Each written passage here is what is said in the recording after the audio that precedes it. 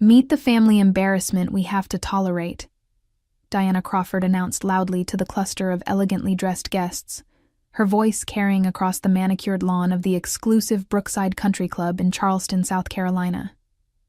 I felt every eye turn toward me as I stood quietly beside the rose garden, clutching my simple beige purse. The laughter that followed felt like tiny needles pricking my skin, but I kept my composure, just as I always had. My name is Margaret Thompson, and at 67 years old, I should have been accustomed to Diana's cruel remarks by now. But on my daughter Rebecca's wedding day, surrounded by Charleston's elite society members, the sting felt particularly sharp. I had chosen a modest navy dress from a department store, nothing like the designer gowns that rustled around me, but it was clean, pressed, and appropriate. That apparently wasn't enough for my new daughter-in-law's mother. "I cannot believe Rebecca chose to marry into such ordinary circumstances," Diana continued, her voice dripping with disdain as she gestured toward me with her champagne flute. The other women in her circle nodded knowingly, their pearl necklaces catching the afternoon sunlight. We tried to suggest a smaller ceremony, something more appropriate for their financial situation. I watched my beautiful daughter across the terrace, radiant in her grandmother's altered wedding gown, dancing with her new husband, James. He was a kind young man, nothing like his pretentious mother, and I could see the genuine love in his eyes when he looked at Rebecca. That was what mattered, I reminded myself, not the whispered comments and sideways glances from people who measured worth by stock portfolios and country club memberships. Diana Crawford had made it clear from the moment James brought Rebecca home that she considered our family beneath theirs. The Crawfords owned Crawford Investment Partners, one of the most prestigious financial firms in the Southeast, and their wealth afforded them a lifestyle I could never provide for Rebecca. Diana never missed an opportunity to remind me of this fact, whether through backhanded comments about Rebecca's humble upbringing or pointed questions about my own financial situation.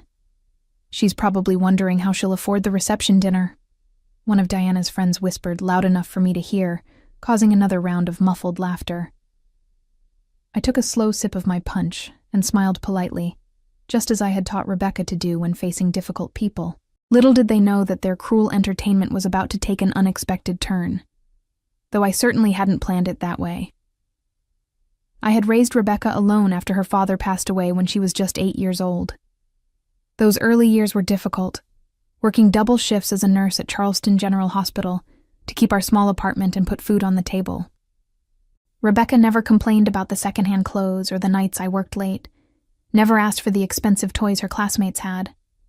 She was grateful, hardworking, and kind. Everything that mattered far more than the size of a bank account. But I had been careful with money in ways that Diana Crawford could never understand.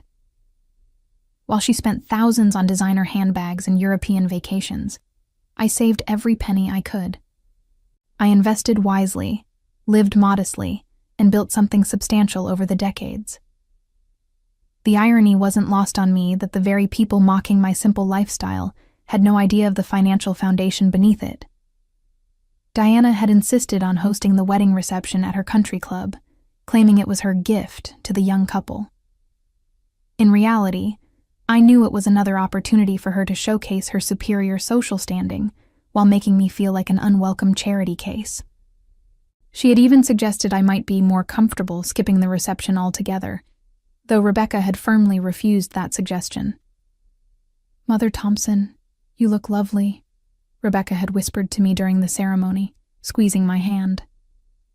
She had started calling me that after the engagement, wanting to honor both her new family and her roots. It was one of many small gestures that reminded me why I had worked so hard to give her the foundation for a good life. James had tried to warn me about his mother's sharp tongue. "She means well," he had said during our first awkward family dinner 6 months ago. "She's just protective of our family's reputation." I had smiled and nodded, understanding that he was caught between loyalty to his mother and love for my daughter. It wasn't his fault that Diana viewed kindness as weakness and humility as shame. The wedding had been beautiful despite Diana's constant criticisms during the planning process. She had questioned every choice, from the flowers to the music to the guest list, always with the underlying message that our preferences were somehow inadequate. When Rebecca chose to wear my mother's pearl earrings instead of the diamond set Diana had offered, Diana had sighed dramatically and muttered something about sentimental over sensible. Now, as I watched the woman who would soon be sharing holidays and family gatherings with us, I wondered if she would ever see past her own prejudices. The guests around her were hanging on every cutting remark, clearly entertained by her performance at my expense. But I had learned long ago that dignity came from within, not from the approval of people who measured worth by material possessions. The humiliation reached its peak when Diana decided to make her cruelty even more public. She tapped her champagne glass with her wedding ring, calling for attention from the entire reception. "Ladies and gentlemen," she announced, her voice carrying the authority of someone accustomed to commanding rooms full of wealthy investors, "I'd like to take a moment to welcome our new family member." Every conversation stopped. Rebecca and James paused mid-dance, looking toward Diana with expressions that mixed hope and concern. I felt my chest tighten, knowing that any speech from Diana was unlikely to be kind, but I straightened my shoulders and prepared for whatever was coming. "Margaret Thompson has joined our family today," Diana continued, gesturing toward me with theatrical flourish. "And while we come from very different circumstances, we believe in embracing all levels of society." The pause before circumstances was deliberate, calculated to draw maximum attention to our perceived difference in social class. A few uncomfortable chuckles rippled through the crowd. Some guests looked genuinely embarrassed by Diana's obvious cruelty, but others seemed entertained by the drama. I could see Rebecca's face reddening with anger and embarrassment, her joy in the day being poisoned by her new mother-in-law's public performance. "Of course, we understand that not everyone can afford the finer things in life," Diana went on, warming to her theme. "Margaret works as a nurse, such noble, humble work, and we admire her dedication to serving others despite her limited means. It takes real character to maintain dignity when you're struggling financially."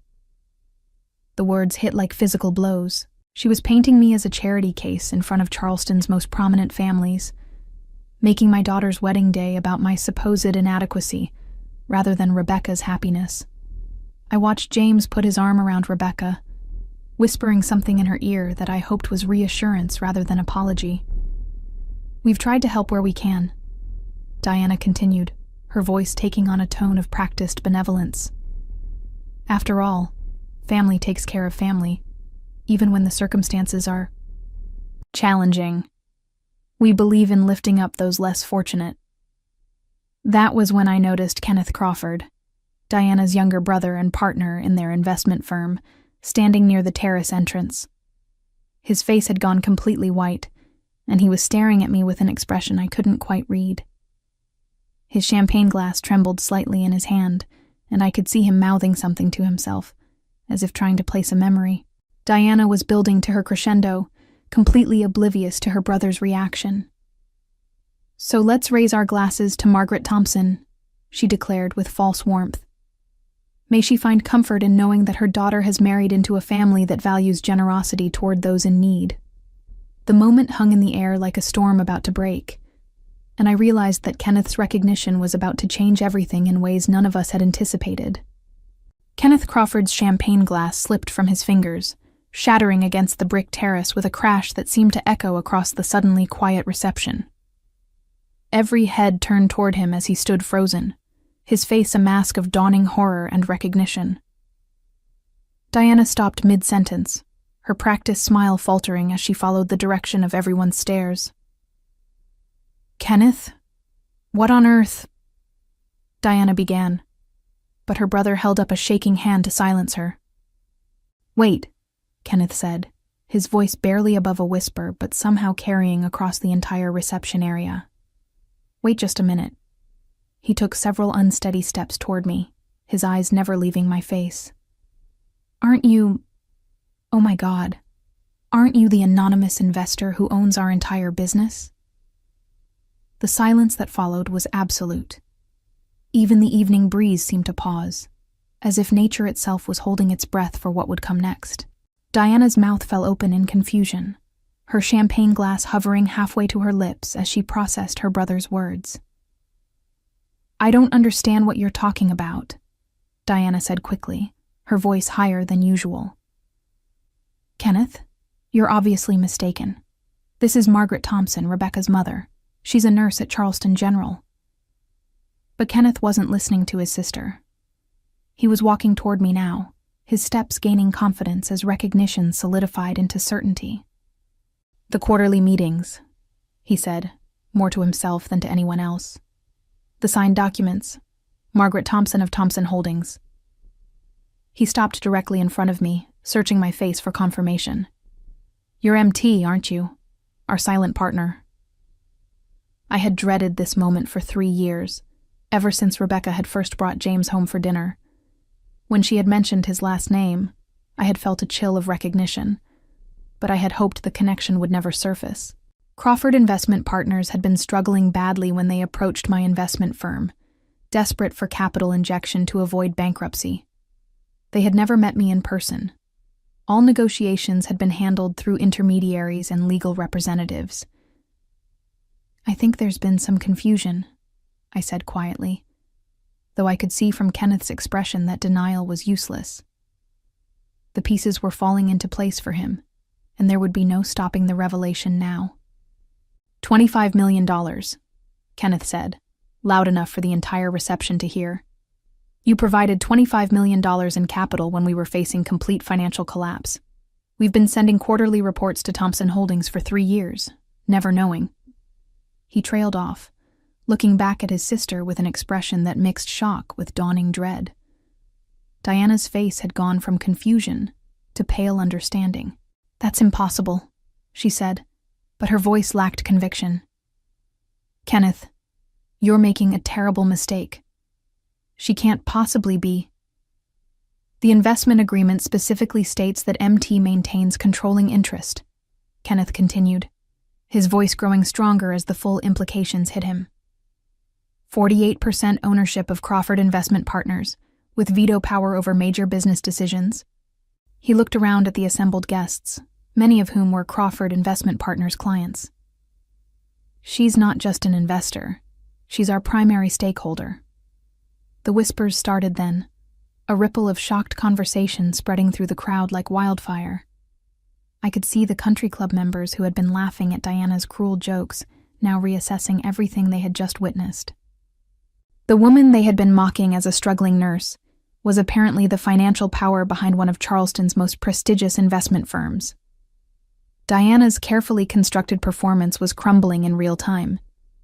Her face cycled through emotions: disbelief, humiliation, and finally, desperate anger.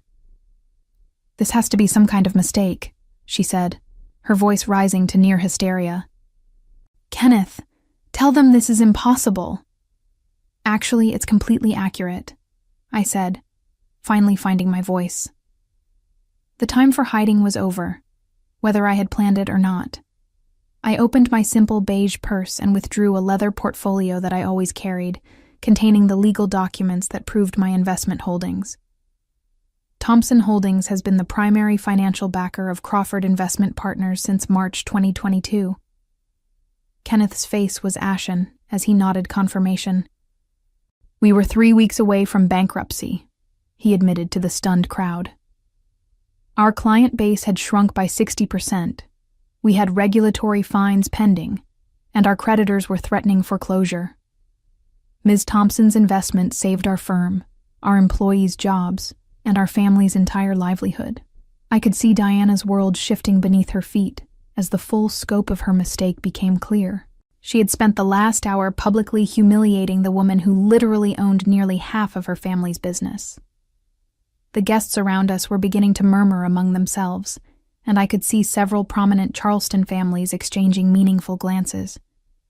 "The quarterly reports we've been sending show steady growth since the capital injection," Kenneth continued, his voice growing more strained with each revelation. "Our client assets under management have increased from 42 million to over 200 million. We've been able to expand our services, hire additional advisors, and maintain our reputation in the community. He paused, swallowing hard.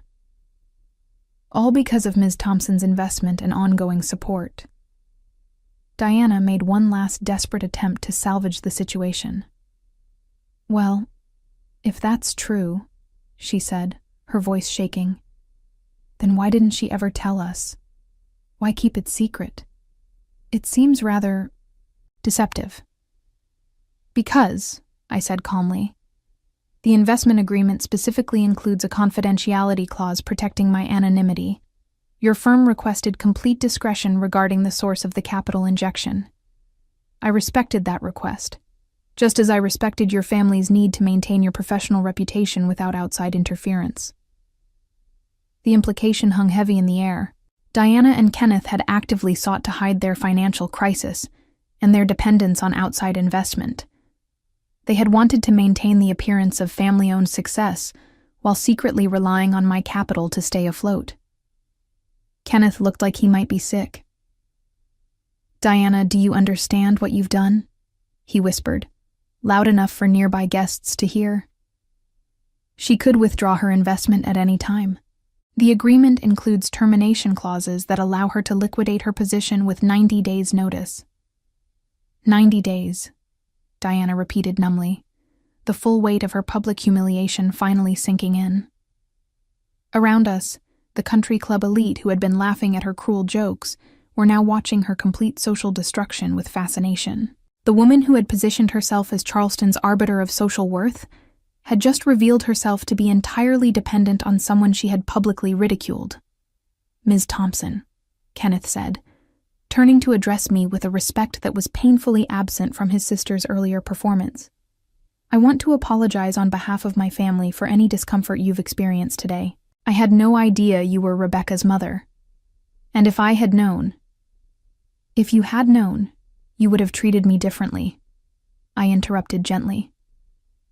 "But the person you're apologizing to is the same person your sister spent the last hour mocking.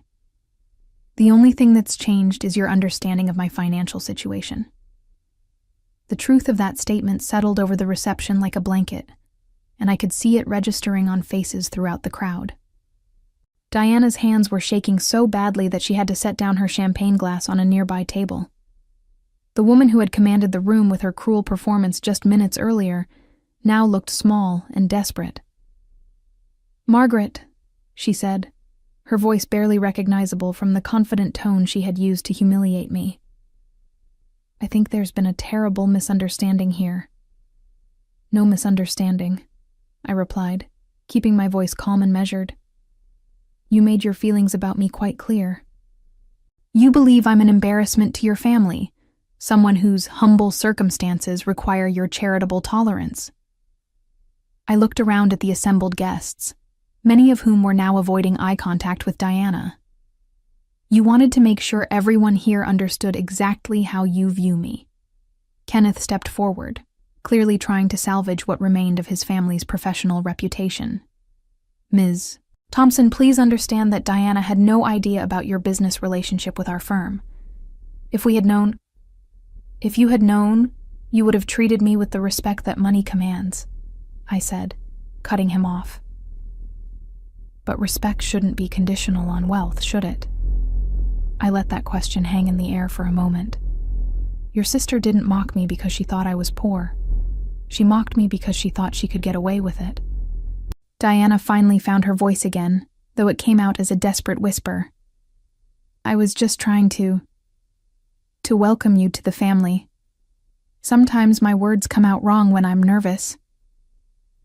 "You called me a family embarrassment," I said clearly, ensuring everyone present could hear.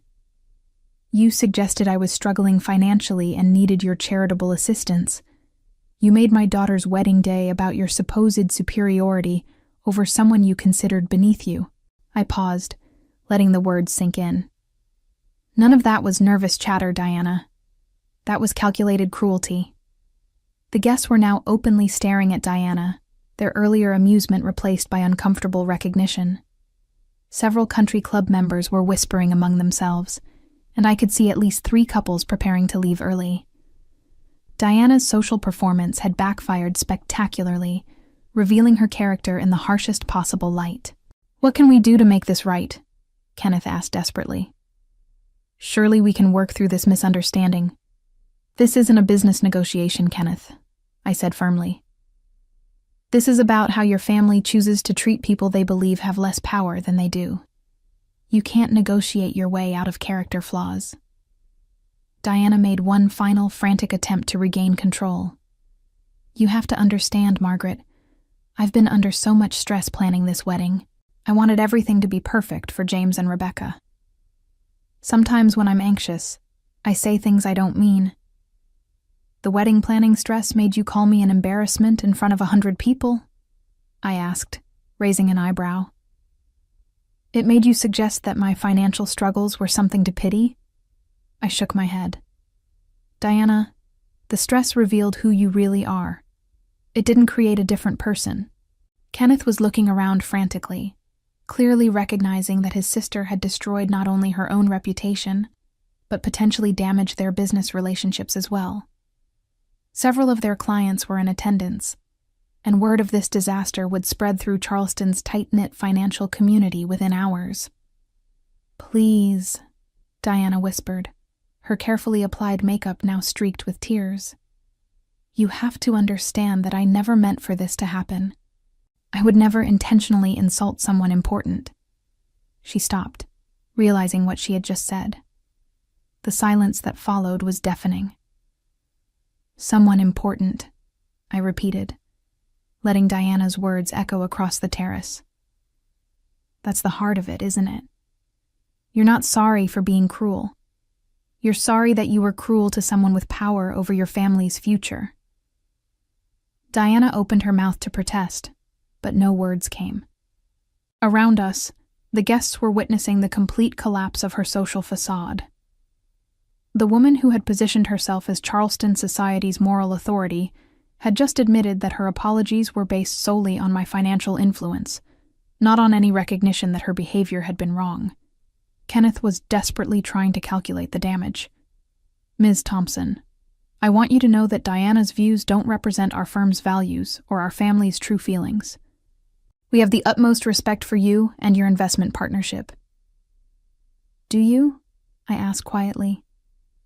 "Because your sister just spent an hour demonstrating exactly how your family treats people they believe are powerless. The only difference now is that you've discovered I'm not powerless." I looked directly at Diana, who was still standing frozen in shock. "The question is, what would you have done if Kenneth hadn't recognized me? How would you have treated Rebecca's mother for the rest of our lives together?"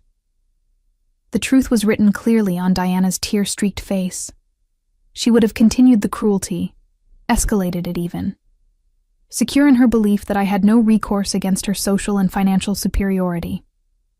The wedding reception would have been just the beginning of years of calculated humiliation. "I think we need to discuss this privately," Kenneth said, his voice tight with panic. "Perhaps we could arrange a meeting to—" "No," I said firmly. "You made this public. Diana chose to humiliate me in front of everyone here. She can face the consequences of that choice in the same setting." I looked around at the assembled guests, many of whom were now openly recording the confrontation on their phones. "Let's make sure everyone understands exactly what happened here today." I pulled the leather portfolio from my purse and opened it deliberately, extracting the investment agreements that had saved Crawford Investment Partners from bankruptcy. These documents represent a $25 million investment that has enabled your family to maintain your lifestyle, your business, and your social standing, I said, holding the papers where everyone could see them. Without this capital injection, Crawford Investment Partners would have closed its doors 3 years ago. Diana's face crumpled as the full scope of her humiliation became clear. Not only had she publicly attacked her family's most crucial business partner, but she had done so while celebrating that partner's daughter's wedding. The irony was devastating. She had mocked my supposed financial inadequacy while being completely dependent on my wealth for her own family's survival. "The investment agreement includes several interesting clauses," I continued, flipping through the pages. "Including my right to terminate the partnership with 90 days written notice, and my veto power over major business decisions. I looked directly at Diana. It also includes provisions for protecting the investor's reputation and ensuring professional treatment in all business relationships. Kenneth's face went white as he understood the implications. Ms. Thompson, surely we can reach an understanding. You've already shown me your understanding, I interrupted. Diana made it perfectly clear how your family views people they believe are beneath them. The only thing that's changed is your knowledge of where the power actually lies. I carefully returned the documents to my portfolio. I'll be in touch with my lawyers next week to discuss the future of our business relationship. Diana finally found her voice, though it came out as a broken whisper. Please, don't let this destroy everything we've worked for. Think about James and Rebecca. I am thinking about them, I said coldly. I'm thinking about the family they're marrying into. Diana Crawford's reputation in Charleston's exclusive social circles was irreparably destroyed within days of the wedding disaster.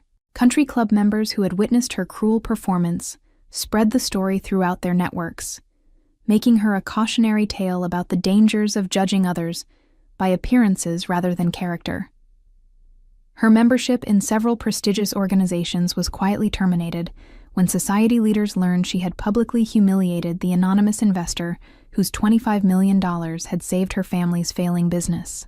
Client confidence in Crawford Investment Partners plummeted as word spread through the financial community about Diana's appalling judgment and treatment of their firm's primary stakeholder, resulting in significant account withdrawals and forcing Kenneth to offer her a purely ceremonial role with no client contact. The investment firm faced months of uncertainty as I explored options to withdraw my capital and partner with more appreciative firms, ultimately agreeing to maintain the investment only after Diana was completely removed from any business operations, and Kenneth implemented comprehensive sensitivity training for all family members involved in the company. As I watched Rebecca and James drive away from their reception, their happiness unmarred despite the day's drama, I felt a deep sense of satisfaction that went beyond simple revenge.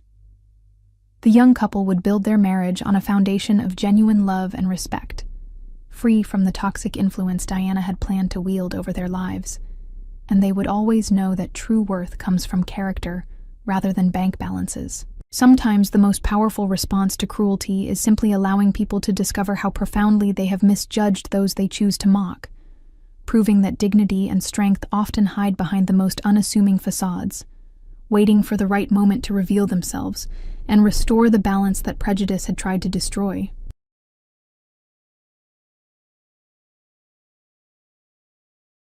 "What's a young girl like you doing with Grandpa?" The words hit me like ice water as I looked up from my menu at O'Sullivan's restaurant in Denver, Colorado. 3 college students stood behind my husband Robert, blocking our booth with cocky grins plastered across their faces. My name is Janet Mitchell, and at 47, I've learned that appearances can be deceiving. Most people see a petite woman with soft features and assume I'm harmless. They're not entirely wrong. I prefer peace to conflict. But 15 years in special forces taught me that sometimes peace requires strength. Robert, only 2 years older than me at 49, looked up calmly from his salmon. His gray hair caught the restaurant's warm lighting, and I could see the slight tension in his shoulders that meant he was assessing the situation. Like me, he'd served in special forces, though he'd transitioned to private security consulting 5 years ago. "Does he even still work?" laughed the tallest one, a kid with bleached hair and a leather jacket that screamed fraternity. His name tag read Brad, probably from some campus job. I mean, seriously, what's the deal here? The second boy, shorter but stockier with multiple piercings, snickered. "Maybe she's his nurse or something. Helping Grandpa cut his food?" His friends called him Tyler, and his breath reeked of cheap beer.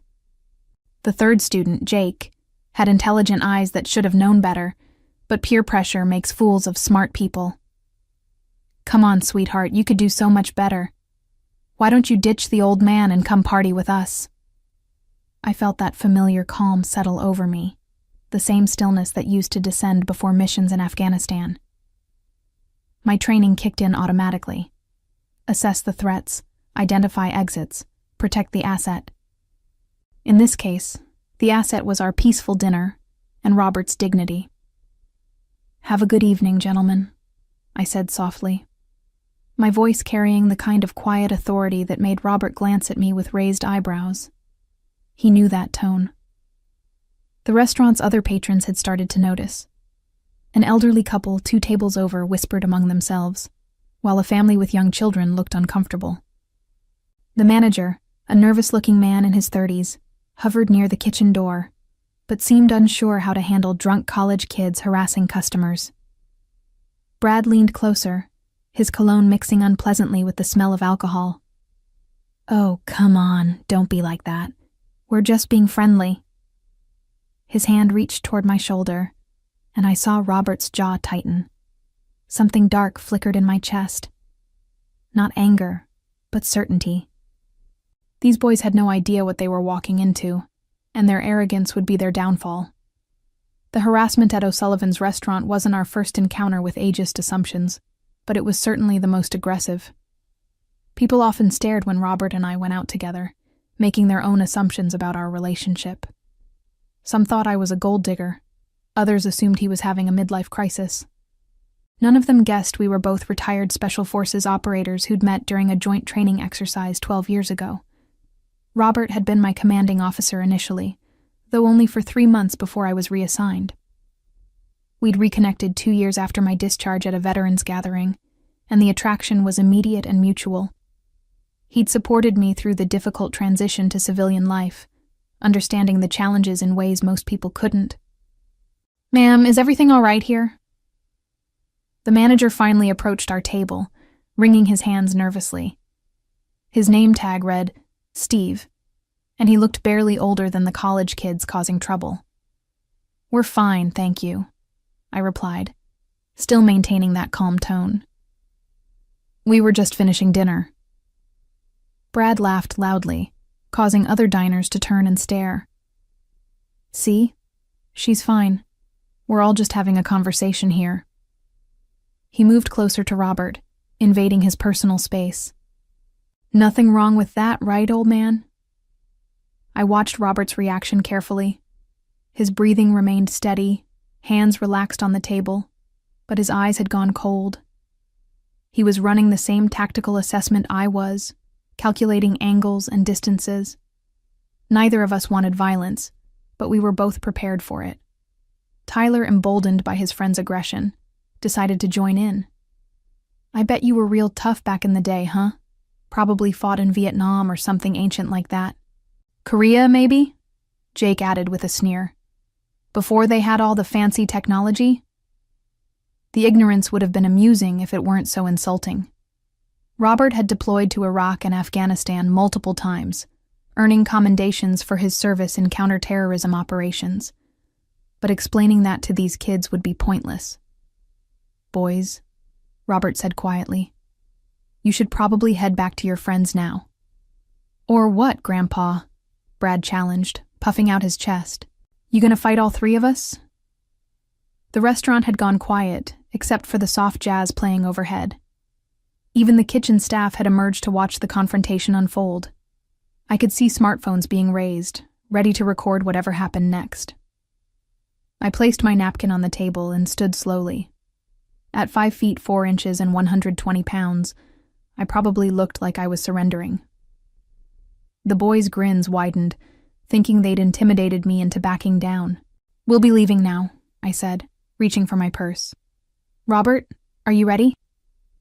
But as we tried to move toward the exit, the 3 students shifted to block our path. Brad's eyes had taken on the dangerous glitter of someone who'd had too much to drink and too little discipline. This was about to get interesting. The walk through O'Sullivan's dining room felt like moving through a minefield.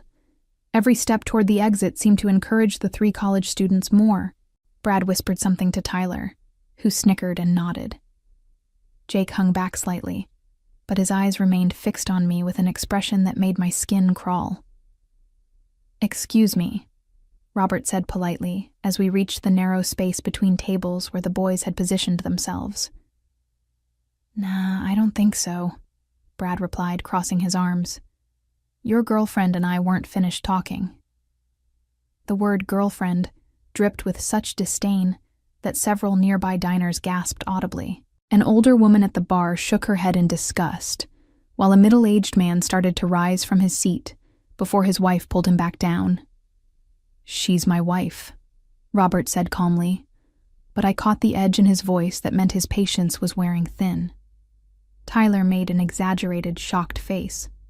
"Wife? Dude, that's even worse. What's next? Dentures in a glass by the bedside table?" The cruelty of youth combined with alcohol created a toxic mixture. These boys thought they were clever, but they had no idea they were poking a sleeping dragon. I'd faced Taliban fighters with more sense and better manners. "We don't want any trouble," I said, keeping my voice gentle but firm. "We just want to leave." "See, that's the problem," Jake chimed in, apparently finding his courage. "We're not ready for you to leave. We're having such a good conversation." Brad stepped closer to Robert, close enough that their chests almost touched. My husband didn't back down, but he also didn't escalate. He was giving them every opportunity to walk away with their dignity intact. "You know what I think?"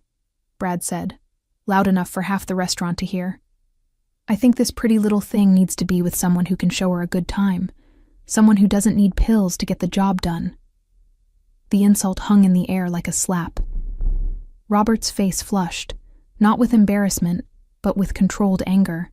I could see his hands clench slightly before he forced them to relax. That's when I made my decision.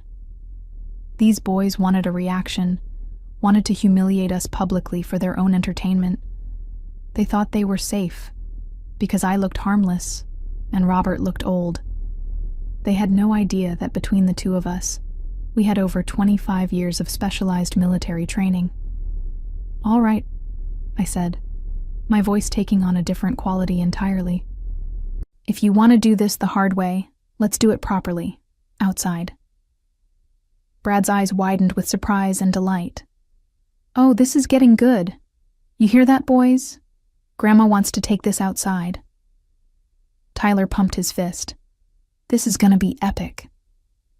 Jake looked uncertain for the first time, but peer pressure won over common sense. As we moved toward the exit, I caught Robert's eye and gave him the slightest nod. He understood immediately and returned it with a barely perceptible smile. They had no idea what was coming. The Denver evening air was crisp as we stepped into O'Sullivan's parking lot, the setting sun casting long shadows between the cars. The 3 college students followed us out with the swagger of young men who'd never faced real consequences for their actions. "This is perfect," Brad announced, looking around at the mostly empty lot. "No audience except the security cameras, and honestly, who's gonna believe this anyway?" Tyler was already pulling out his phone. "Dude, we have to record this. 3 college guys versus Grandpa and his sugar baby? This is gonna go viral." I shrugged off my light cardigan and folded it carefully, placing it on the hood of Robert's truck. The simple action revealed my toned arms and shoulders, evidence of years of physical training that I'd never stopped maintaining. The boys were too drunk and arrogant to notice the warning signs. "Last chance to walk away," Robert said quietly, positioning himself where he could watch all 3 students while staying out of my way. "No harm done, no hard feelings." "Oh, come on, old man," Jake called out, emboldened by his friend's laughter. "You really gonna let your wife fight your battles for you? That's embarrassing even by your standards." I took a deep breath, centering myself the way my instructors had taught me 15 years ago. The familiar calm descended, that special state of relaxed awareness where everything slowed down and every detail became crystal clear. "All right," I said, rolling my shoulders to loosen them. "Do you want me? Let's do it. One idiot at a time." The way I said it, with complete confidence and no trace of fear, finally penetrated Brad's alcohol-soaked consciousness. For the first time, uncertainty flickered across his features. "Wait, what?" Tyler stopped recording, confused by my sudden transformation from victim to aggressor. "You heard me," I continued, my voice taking on the command tone I'd used to brief missions. "You wanted to prove you're tough guys, Here's your chance. But we do this properly, one at a time. No weapons, no gang tactics. Jake took a half step backward. Look, maybe we got a little carried away. We don't actually want to hurt anybody. Too late for that conversation, I replied, pulling my hair back into a ponytail. You followed us out here. You've been threatening my husband, and you've made your intentions clear. So let's finish what you started. Brad, realizing his friends were wavering, felt the need to prove his leadership. Fine, whatever. This is stupid anyway. I'll just put you down quick, and we can all get back to our lives. He was bigger than me, about 6 feet tall and probably 200 pounds of what he thought was intimidating muscle. But size meant nothing if you didn't know how to use it, and his stance told me everything I needed to know about his fighting experience. Absolutely none. Robert, I called to my husband. Would you mind stepping back a bit? This might get messy. Robert nodded and moved toward the restaurant entrance, but I could see the slight smile playing at the corners of his mouth. He'd seen me spar during our military days, knew exactly what these boys were walking into. You know what? Tyler said, raising his phone again. Maybe we should record this after all. When the cops show up, we'll have proof that she attacked us. Good thinking, I agreed pleasantly. Make sure you get my good side. The casual way I said it, like I was posing for family photos instead of preparing for a fight, sent a visible chill through all three of them. Jake actually took another step backward, his survival instincts finally kicking in despite the alcohol. But Brad was committed now, driven by pride and peer pressure into a situation his brain couldn't process. He started forward with the kind of telegraphed haymaker that wouldn't have landed on a scarecrow. 15 years of Special Forces training were about to meet 3 college boys who thought YouTube videos counted as martial arts education. This was going to be educational for everyone involved. Brad's wild swing came exactly where I expected it, a right hook aimed at my head with all his weight behind it. In the half second it took him to throw the punch, I had already decided his fate. Step aside, redirect his momentum, and let physics do the rest. I moved left and slightly forward, catching his extended arm and using his own force to spin him around. Brad's eyes went wide with shock as he realized he was suddenly facing the wrong direction, his body twisted and off balance. What the? He started to say, just as I gave him a gentle push toward the large dumpster behind O'Sullivan's restaurant. The satisfying crash as Brad disappeared headfirst into the container, full of kitchen scraps and rotting food, echoed across the parking lot. His legs kicked frantically as he tried to extract himself from what smelled like a week's worth of spoiled seafood and vegetable trimmings. Tyler stood frozen, phone still recording, mouth hanging open in disbelief. How did you... Physics, I explained conversationally. Force equals mass times acceleration. Your friend provided both the mass and the acceleration. I just provided the direction.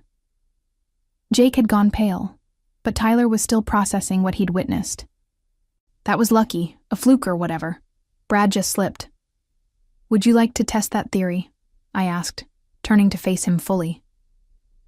Tyler was shorter than Brad, but stockier, with the kind of build that suggested he thought muscles alone made someone dangerous. He set his phone on the hood of a nearby car and flexed his shoulders, trying to intimidate me. I do CrossFit, he announced, as if that explained something important. That's nice, I replied. I do combat. He charged with more technique than Brad had shown, keeping his guard up and aiming for a tackle rather than a wild punch. But technique learned in a gym was no match for training earned in life-or-death situations. As Tyler reached for me, I sidestepped and grabbed his belt, using his forward momentum to help him continue his journey toward the ground. But instead of just letting him fall, I guided his trajectory toward the decorative fountain that sat in the restaurant's outdoor seating area. The splash was tremendous. Tyler surfaced sputtering and thrashing, his tough guy persona dissolving along with his hair gel. The fountain wasn't deep, but it was cold, and the shock of the water seemed to sober him up immediately. My phone, he wailed, suddenly realizing he'd dropped it during his impromptu swim. My phone's gonna be ruined. From inside the dumpster, Brad was making sounds that suggested he'd discovered something particularly unpleasant among the restaurant's discarded food. His muffled curses mixed with Tyler's splashing to create quite the soundtrack. Jake, now the only one still standing and dry, looked at his friend's predicaments and then at me. Whatever he saw in my expression convinced him that discretion was definitely the better part of valor. "I'm so sorry," he said, backing away with his hands raised. "We were drunk and stupid, and I'm really, really sorry. Please don't hurt me." Then he did something that surprised everyone, including himself. He started crying, not just tearing up, but full-blown sobbing as the alcohol, adrenaline, and embarrassment all hit him at once. "I want my mom," he whimpered, pulling out his phone with shaking hands. "I just want to go home." The entire confrontation had lasted less than 3 minutes. 2 college students were thoroughly defeated. The third was having an emotional breakdown. And I hadn't even broken a sweat. Robert approached, shaking his head with amazement. 15 years in special forces and you're still full of surprises." "I told them," I said, straightening my blouse, one idiot at a time. The aftermath was even more entertaining than the fight itself. Brad finally managed to extract himself from the dumpster, covered head to toe in what appeared to be marinara sauce, wilted lettuce, and something that might have once been fish. The smell that came with him was so overwhelming that even Tyler, still sitting waist-deep in fountain water, wrinkled his nose in disgust. "This is assault," Brad shouted, trying to wipe rotting vegetables from his face. "I'm calling the cops. I'm calling my lawyer. I'm calling everybody." "Excellent idea," I agreed, pulling my own phone from my purse. "Let's call them together. I'm sure they'll be very interested in the security footage of 3 men following a woman into a parking lot." Brad's face went even redder than it already was from the tomato sauce. "You attacked us." "Did I?" I looked around innocently. "Robert, did you see me attack anyone?" My husband, who had moved closer to get a better view of the entertainment, shook his head solemnly. "I saw 3 young men lose their balance and fall into various objects. Very clumsy." Tyler had managed to climb out of the fountain, but was now shivering uncontrollably, his clothes dripping and his phone clearly waterlogged. "This isn't over," he chattered through blue lips. "Oh, I think it is," I replied calmly. "Unless you'd like to explain to the police why you harassed a couple having dinner, followed them outside, and then somehow all ended up looking like you lost a fight with gravity." Jake was still on the phone with his mother, sobbing into the device while trying to explain his situation. "No, Mom. I don't know how it happened. One minute we were talking to this lady, and then Brad was in the garbage, and Tyler was in the fountain, and I think I might need therapy." The restaurant's back door opened, and Steve the manager emerged with 2 other staff members. They took in the scene. The garbage-covered Brad, the soaking wet Tyler, the crying Jake, and Robert and me standing there completely unharmed and unruffled. "Is everything all right out here?" Steve asked cautiously. "Everything's fine now," I replied pleasantly. "These gentlemen were just leaving." Brad tried one more time to salvage his dignity. "This crazy woman attacked us. Look at me. Look at what she did." Steve glanced at the security camera mounted above the back door, then at me. "Ma'am, did you put this young man in the dumpster?" "Not at all," I said honestly. "I simply stepped out of the way when he tried to hit me. Momentum did the rest." One of the other employees, a cook still wearing his apron, was trying very hard not to laugh. "That's going to be some interesting footage for the police to review." "The police?" Brad's voice cracked slightly. "Oh yes," Steve nodded. "We always turn over security footage when customers complain about being assaulted on our property. Standard procedure." Tyler and Jake exchanged worried glances. Even through their alcohol and embarrassment, they were beginning to understand that pressing charges would mean having their behavior examined by authorities, parents, and probably their university. "You know what? Jake said quickly, ending his phone call. Maybe we should just forget this whole thing happened. Speak for yourself, Brad snarled, trying to scrape something unidentifiable off his shirt. I'm not letting this slide. Brad, shut up, Tyler hissed. Do you want to explain to Coach why we got arrested for harassment? Do you want this on our permanent records? The reality of consequences was finally penetrating their alcohol-clouded judgment. These weren't just random strangers they could intimidate without repercussions. This was real life, with real cameras and real police who would ask real questions about why 3 college men had cornered a middle-aged couple. The fight was over, but the humiliation was just beginning. The perfect ending to the evening came when Jake's mother arrived in a Honda Civic that had seen better days. She was a small, tired-looking woman in scrubs, who took one look at her son's tear-streaked face and the general chaos of the parking lot, and immediately understood that her boy had been up to no good. Jacob Michael Thompson, she said in the voice that mothers everywhere use when their children have disappointed them spectacularly. What on earth have you done? Jake tried to explain through his sniffles, but the story made no sense even to him. We were just talking to this lady, and then everything went crazy, and Brad fell in the garbage, and Tyler fell in the fountain, and she didn't even do anything, but somehow it's all our fault. His mother's gaze swept over the scene. Brad still picking lettuce out of his hair, Tyler shivering in his wet clothes, and me standing there looking like I'd just finished a pleasant evening stroll. Ma'am, she said, turning to me with obvious embarrassment. I am so sorry for whatever my son and his friends put you through. This is not how I raised him. I understand completely, I replied gently. Boys sometimes make poor choices when they're drinking. I'm sure he's learned from this experience. Jake nodded frantically. I have, Mom. I really, really have. Brad's ride arrived next. A lifted truck driven by someone who was clearly his father, judging by the identical scowl. The man took one look at his garbage-covered son and shook his head in disgust. Get in the back, he growled. You're not sitting on my seats like that.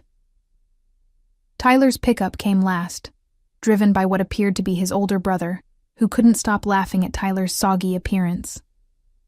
Dude, you smell like fountain water and shame, the brother chuckled.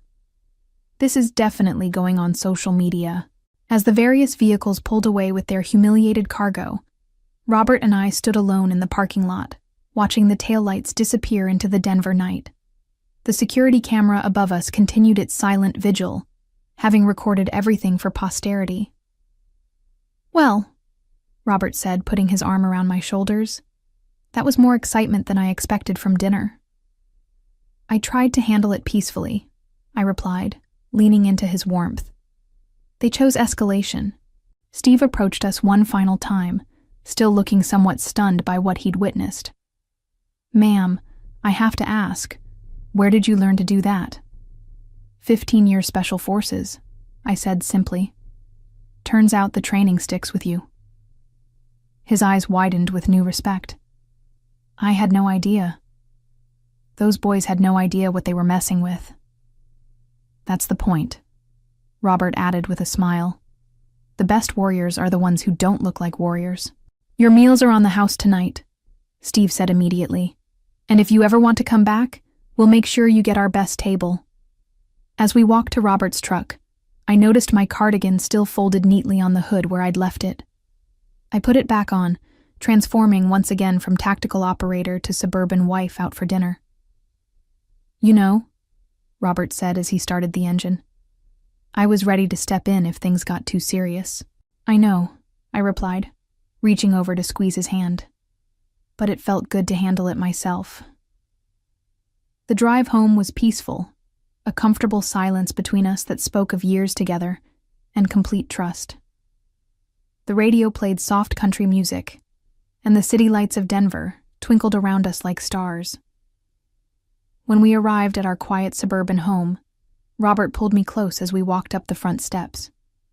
Have I mentioned lately that I am incredibly proud to be your husband? He murmured against my ear. Show me, I whispered back. And he did. We spent a wonderful night together, celebrating not just our love, but the quiet strength that comes from knowing exactly who you are and what you're capable of when the situation demands it.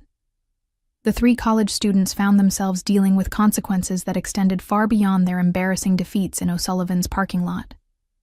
The security footage, as promised, was reviewed by police when Brad initially tried to file assault charges, but the video clearly showed him throwing the first punch while Janet acted purely in self-defense. When the footage inevitably leaked online, it went viral under hashtags like Instant Karma and Wrong Woman, turning the three into internet laughingstock, as thousands of people watched them being systematically outmaneuvered by a middle-aged woman without her ever throwing a punch. Their university's disciplinary committee took a dim view of students harassing civilians and potentially damaging the school's reputation, resulting in academic probation and mandatory sensitivity training. Their families were mortified, their friends mocked them relentlessly, and their dating lives became non-existent as word spread throughout the campus about their spectacular failure to intimidate a woman less than half their combined size. As I looked back on that evening, I realized that sometimes the most important lessons come not from seeking confrontation, but from being prepared when confrontation finds you, and knowing that true strength lies not in dominating others, but in protecting what matters most with precisely the right amount of force.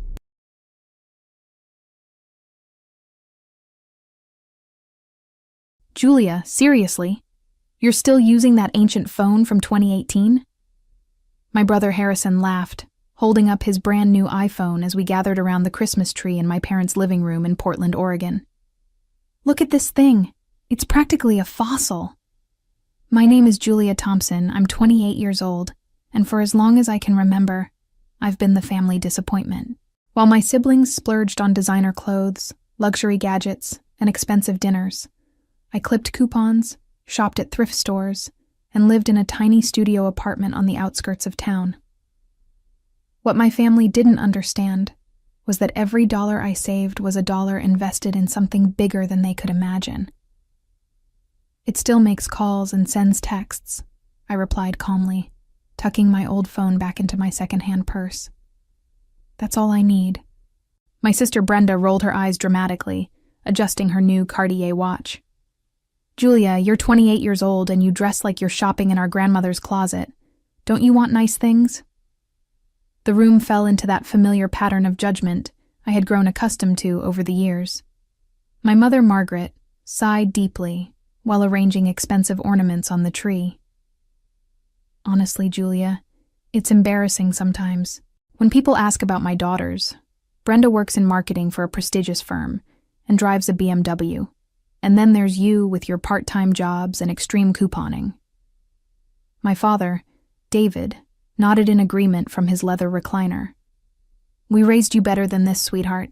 There's being financially responsible, and then there's whatever this is. You act like you're living through the Great Depression. Harrison smirked as he scrolled through his expensive tablet.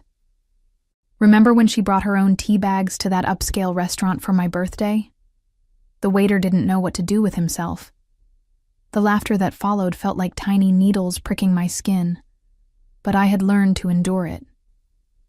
What they couldn't see was the purpose behind every sacrifice, every moment of ridicule I endured, while they lived paycheck to paycheck despite their impressive salaries. While they accumulated debt to maintain their lifestyles, I was building something extraordinary in the quiet hours after my part-time shifts ended. I'm doing just fine, I said softly, watching as Harrison's girlfriend Kelly joined in the mockery by showing off her designer shoes that cost more than my monthly grocery budget. Little did they know that in just a few minutes, Harrison would accidentally stumble upon information that would flip their entire world upside down. The phone they mocked was about to reveal a secret that would transform their laughter into desperate pleas and their condescension into shocked silence. The mockery continued as we moved to the dining room for dinner. Brenda made a show of photographing her expensive meal for social media while commenting on how I had brought my own bottled water instead of buying the sparkling water my mother served. Julia's always been different, Margaret explained to Kelly, Harrison's girlfriend, as if I weren't sitting right there. Even as a child, she would save her allowance instead of spending it like normal kids. We thought she'd grow out of it, but here we are. I picked at my dinner, remembering the countless nights I had worked on my project instead of socializing. While my family attended expensive concerts and took lavish vacations they couldn't afford, I spent my evenings in my tiny apartment, surrounded by coding books and my laptop, developing what would become the most successful budgeting app of the decade. The worst part is that she has a computer science degree, David added, cutting his prime rib. She could get a real job at a tech company, but instead, she works part-time at that bookstore and does freelance work. It's like she's wasting her potential. What they didn't know was that my freelance work was actually the development and maintenance of FrugalSmart, an app I had created that helped millions of people manage their finances better. The irony wasn't lost on me that my family, who desperately needed financial management, had no idea their embarrassing daughter had created the very solution to their problems. Harrison pulled out his phone to show Kelly photos from his recent ski trip to Aspen.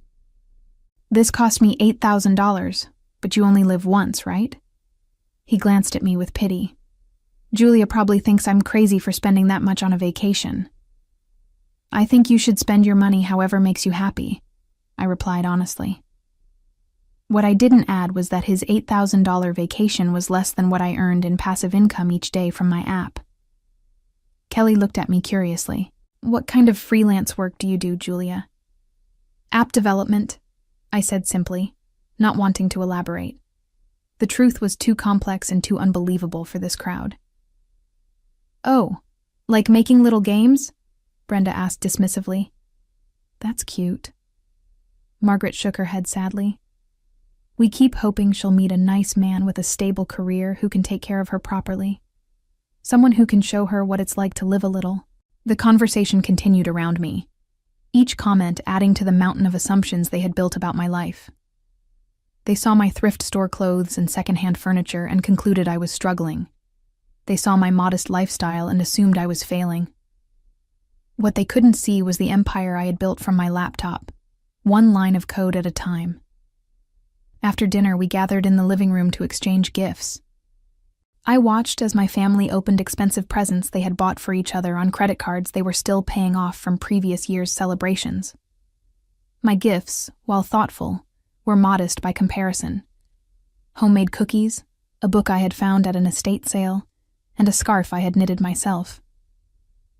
"These cookies are actually really good," Harrison admitted, taking a third one. "Did you use that ancient oven in your apartment?" "The same one," I nodded, amused by how he couldn't conceive that someone might choose to live simply rather than be forced to by circumstances. As the evening wound down, Harrison excused himself to use the bathroom. My phone, which I had left charging on the kitchen counter, buzzed with notifications.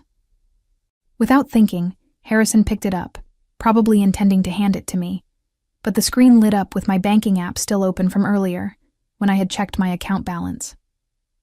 I watched from the living room as his face went through a series of expressions: confusion, disbelief, and then complete shock. He stared at the screen for a long moment, his mouth slightly open, before looking toward the living room where I sat.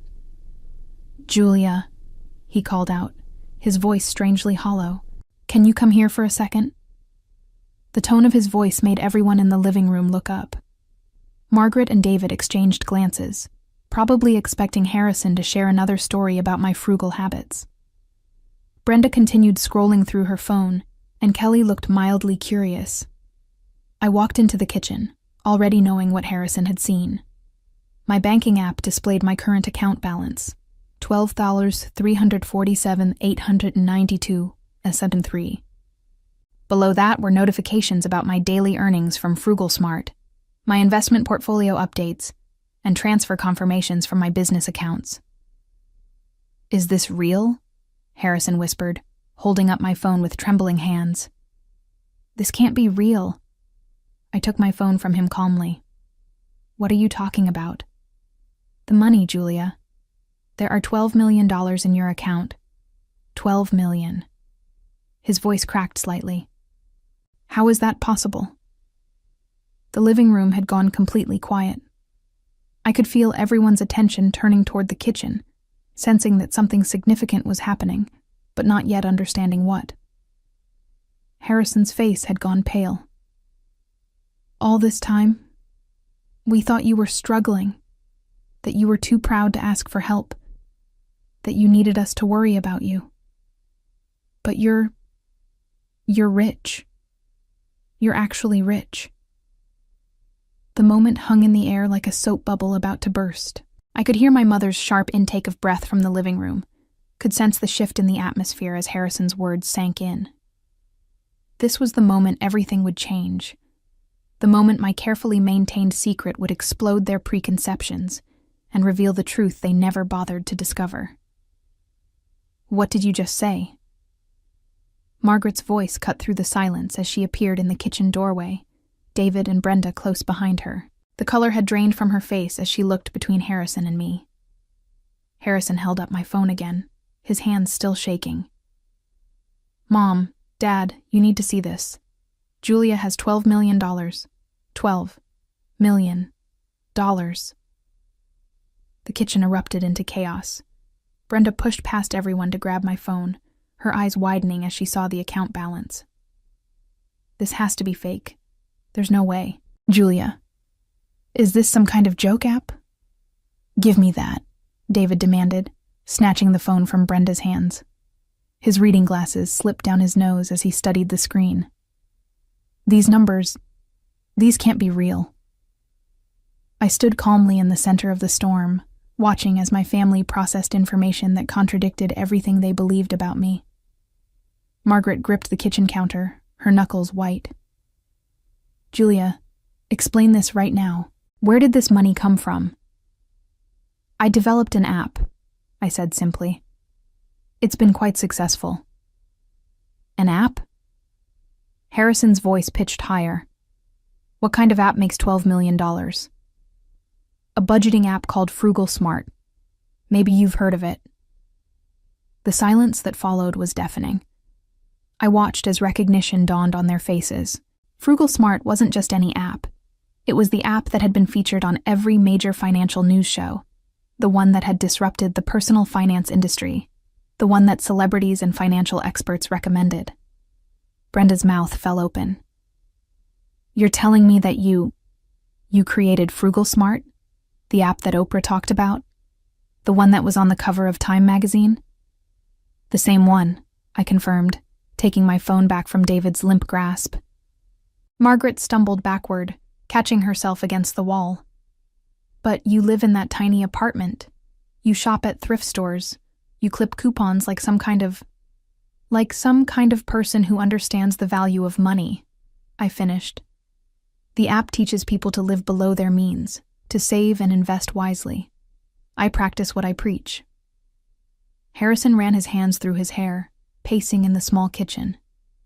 All this time, while we were giving you advice about getting your life together, you were sitting on $12 million? While you were laughing at my lifestyle choices and calling me an embarrassment, I corrected. Yes. David's businessman facade cracked completely. Julia, honey, if we had known, you would have treated me differently, I interrupted. Which is exactly why I didn't tell you. Kelly, who had been silent through the entire revelation, finally spoke up. So when Harrison spent $8,000 on that ski trip, you could have paid for it without even noticing? I nodded. I make more than that in daily passive income from the app. The room fell silent again as the implications sank in. Every joke about my old phone, every comment about my thrift store clothes, every expression of pity for my supposed financial situation, all of it had been based on complete ignorance of my actual circumstances. Brenda's expression shifted from shock to something calculating. Julia, this changes everything. We're family. Families should support each other. I raised an eyebrow. Support each other? Like how you supported me when you called my lifestyle embarrassing at every family gathering? That was different, Margaret said quickly, her tone becoming wheedling. We were just concerned about you. We wanted what was best for you. What's best for me apparently wasn't good enough for you, I replied, until you found out it came with a bank balance you approved of. The transformation in my family's behavior was immediate and nauseating to watch. Within minutes of discovering my wealth, the same people who had spent years mocking my choices were suddenly full of praise and newfangled concern. "You know what, Julia? I always admired your discipline," David said, his voice taking on a tone I had never heard before. "Your mother and I were just saying the other day how smart you were to live so modestly." I almost laughed at the blatant lie. "Really? Because 30 minutes ago you said my lifestyle was embarrassing." Margaret jumped in quickly. "We were just worried about you, sweetheart. We thought you were struggling and we didn't know how to help without hurting your pride." "My pride?" I repeated incredulously. "You thought calling me an embarrassment in front of strangers was protecting my pride?" Harrison, who had been suspiciously quiet, suddenly perked up. "Julia, I've actually been working on this amazing business idea. It's a social media platform for extreme sports enthusiasts. I just need some startup capital, maybe 2 or 3 million to get it off the ground." There it was. Less than 10 minutes after discovering my wealth, and the requests were already starting, Brenda chimed in eagerly. "And I've been looking at this amazing condo downtown. It's only 1.5 million, which is nothing for you now. I could pay you back gradually." "Pay me back with what money?" I asked. "Last I heard, you were maxed out on your credit cards." Her face flushed. "That's exactly why I need this opportunity. The condo would be an investment. Property values are only going up." Kelly, emboldened by the conversation, stepped forward. "Julia, I don't know if Harrison mentioned it, but we've been talking about getting married. A small wedding would be nice, maybe something in Tuscany. I've seen venues there for around 300,000. You want me to pay for your wedding?" I asked, turning to look at Harrison. "The same brother who just 20 minutes ago was making fun of my phone?" Harrison had the grace to look slightly ashamed. "Look, I'm sorry about that. I didn't understand what you were doing. But now that I do, we should support each other's dreams, right?" Margaret nodded enthusiastically.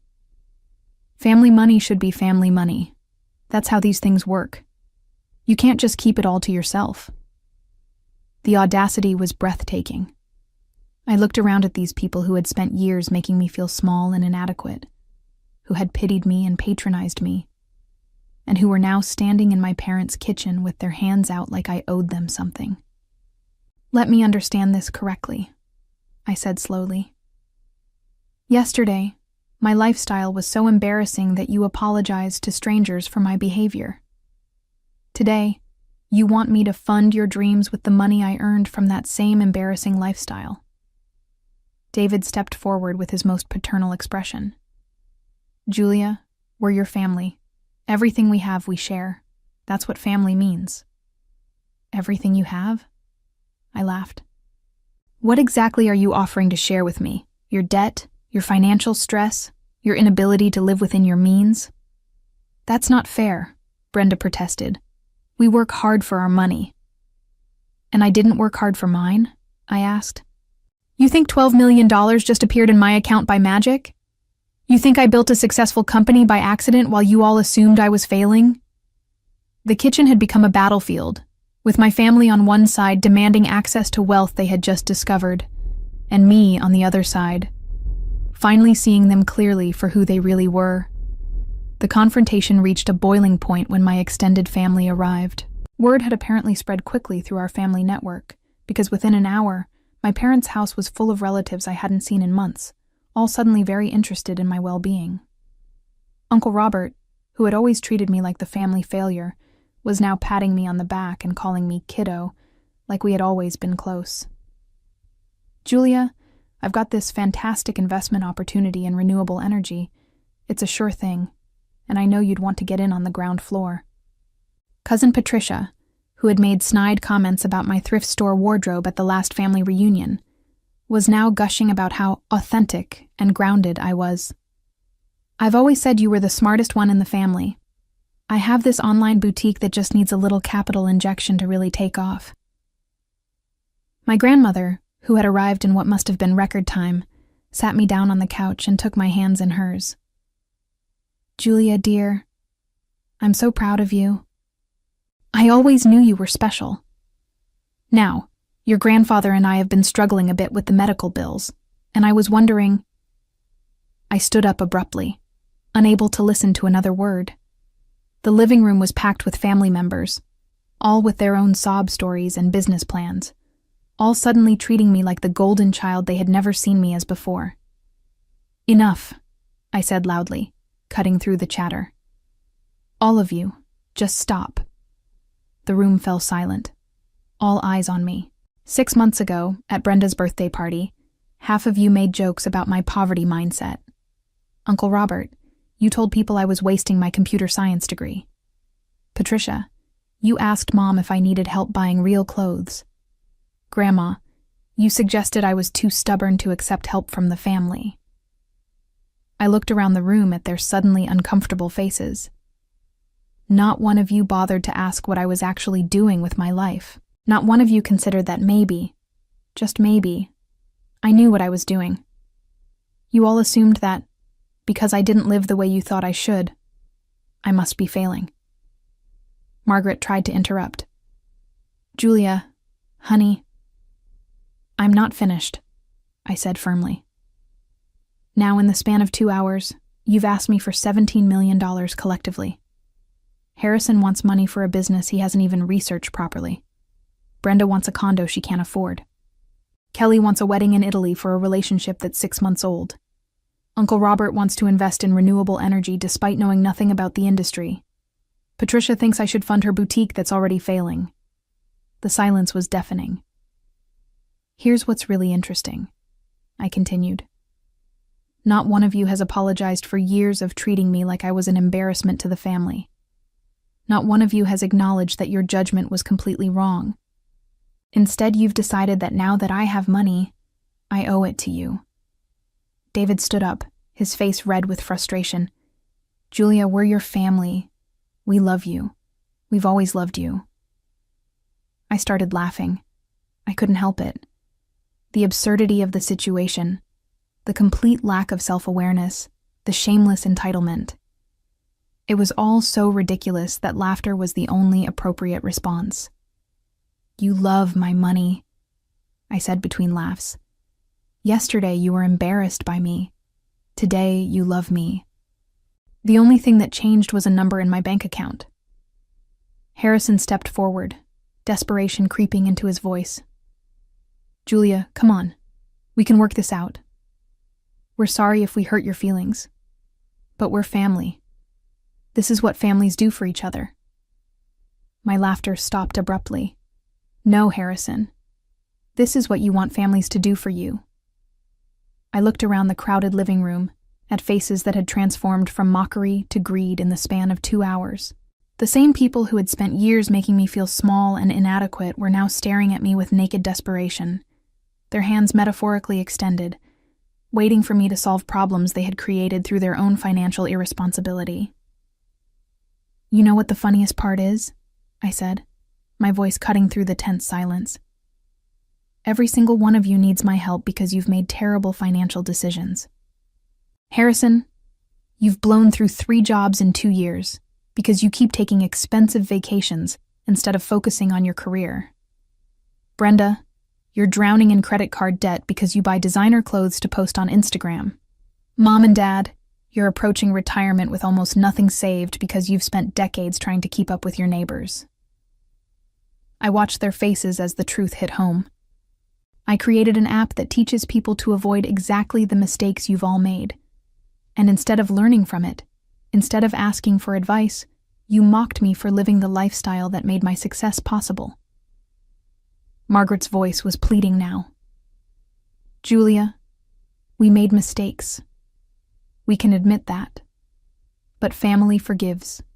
Family helps each other. Family respects each other, I shot back. Family doesn't spend years tearing someone down and then expect a bailout when it's convenient. I walked to the front door and opened it wide. The December air rushed in, carrying with it the scent of snow and the promise of a fresh start. Here's my final answer to all of your requests, I said, turning back to face the room full of shocked relatives. No. No to the business investments, no to the condo, no to the wedding, no to the medical bills, and no to every other hand you're going to stick out. You can't be serious, Harrison said, his voice cracking. Dead serious. The same determination you all mocked is the same determination that's going to keep my money exactly where it is, with the person who earned it. The explosion of outrage was immediate and predictable. This is ridiculous, Uncle Robert shouted, his face turning purple. You can't just hoard wealth while your family struggles. Watch me, I replied calmly. Brenda burst into tears, though I suspected they were more manipulative than genuine. Julia, I'm your sister. How can you just abandon me? The same way you abandoned me every time someone asked about your embarrassing sister, I answered. Harrison made one last, desperate attempt. Julia, if you do this, you'll regret it. Family is all we have. Money doesn't last forever. I smiled at him, the same brother who had made fun of my phone just hours earlier. You're right, Harrison. Family is all we have, which is why it's so important to choose wisely. The implications of my words hung in the air. I wasn't just refusing their requests. I was cutting them off entirely. You're making a huge mistake, David said, his voice cold with anger. We won't forget this. Good, I replied. I hope you remember it every time you're tempted to judge someone based on their appearance or lifestyle choices. Patricia tried a different approach. Julia, think about what your success could mean for the whole family. We could all be better together. We could have been better all along, I said. But you chose mockery over support, judgment over curiosity, and assumptions over actual conversation. That was your choice. This is mine. I gestured toward the open door. I have work to do.